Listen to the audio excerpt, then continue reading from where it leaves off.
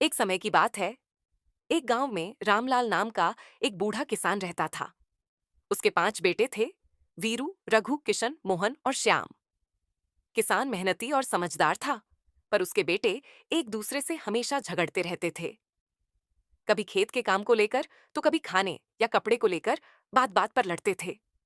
रामलाल बार बार उन्हें समझाता, बेटा, आपस में मत झगड़ो, एकता में ही शक्ति है। लेकिन बेटे उसकी बातों को अनसुना कर देते।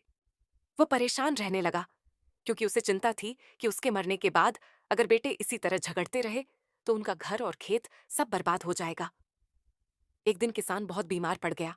उसे लगा कि अब उसके पास ज्यादा समय नहीं है। उसने अपने 5 बेटों को बुलाया और एक गट्ठर लाने को कहा। किसान ने बेटों से कहा, इस लकड़ी की गट्ठी को तोड़ो।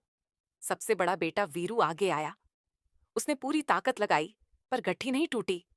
फिर रघु, किशन, मोहन और श्याम, सभी ने कोशिश की, लेकिन कोई भी उसे नहीं तोड़ सका। फिर रामलाल मुस्कुराया। उसने गट्ठी की रस्सी खोल दी और लकड़ियों को अलग अलग कर दिया।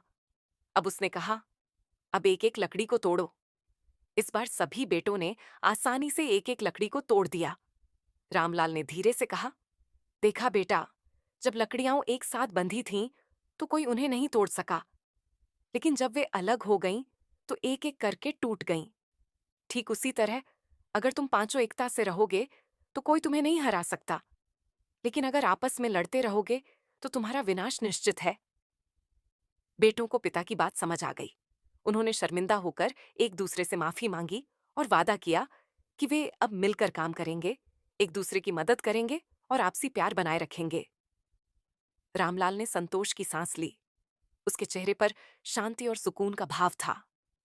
कुछ ही दिनों में उसकी तबीयत और बिगड़ गई, लेकिन अब वह निश्चिंत था कि उसके बेटे एक होकर उसका घर और खेत संभाल